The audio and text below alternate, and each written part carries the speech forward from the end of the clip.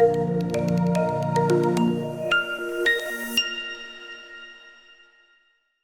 this is Tim back with another video in the Now What series. The Now What series was created specifically for my existing clients to know what's happening next in the process so that they're fully informed and can make the best decisions. Today we're going to talk about, I have an appraisal scheduled, now what? After due diligence ends, what's most common is that the buyer's agent, the buyer himself, or the buyer's lender will contact me to schedule a time to do the appraisal.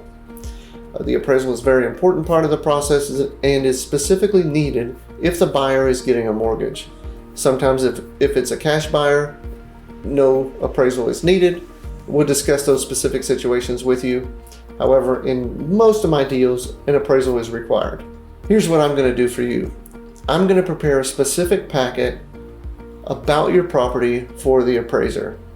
In the packet, I'm going to do a full market analysis, just like we discussed at your original listing appointment, but it may have changed due to some factors that have happened since we listed. I'll do that for the appraiser. I'll also give a report to the appraiser about the number of offers we received and where those values were on the offers, and any other market factors that helped us determine what our specific selling price will be. I'll create all that and I'll send that to the appraiser on your behalf. It's my job to make sure the appraiser has all the information he or she needs to make a great decision about your property. Normally the actual physical inspection for an appraisal takes anywhere from 30 minutes to about 2 hours. You can be home for this, you don't have to leave for the appraiser, and normally they come alone. What the appraiser will do is go into every room of your home and take a physical measurement and take a lot of photos of the property. Later they'll go home and do their report. Typically the report takes about 2 to 3 days to finalize. We should have the results within 2 to 3 days. However, just like the inspection report, the appraisal is paid for and belongs to the buyer. They do not have to share that information with us unless they're asking us for some sort of an adjustment. Again, after the appraisal is done, one of 3 things will happen. The buyer will move forward as agreed in the contract. They will terminate if the appraisal value is lower than the contract price. The third option is that they can ask to negotiate. In Georgia, most of our documents say if the appraisal comes in lower and you agree to sell at that price, the buyer is still bound.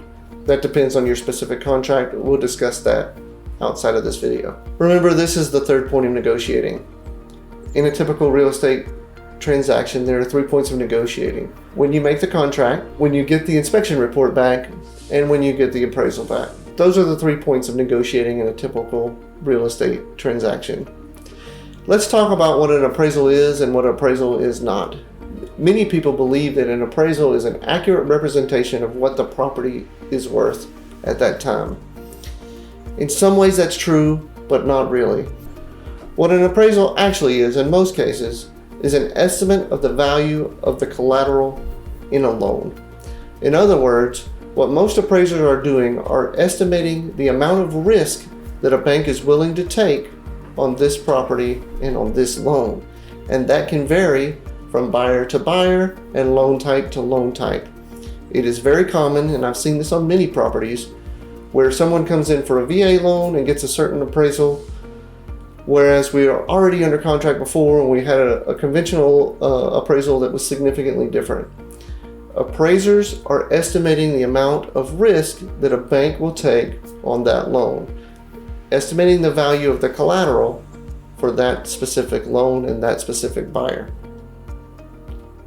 For that reason, we cannot control what the numbers will be and what the final result will be. Many clients ask me, can you guarantee the appraisal will say this? Can you guarantee the property will appraise?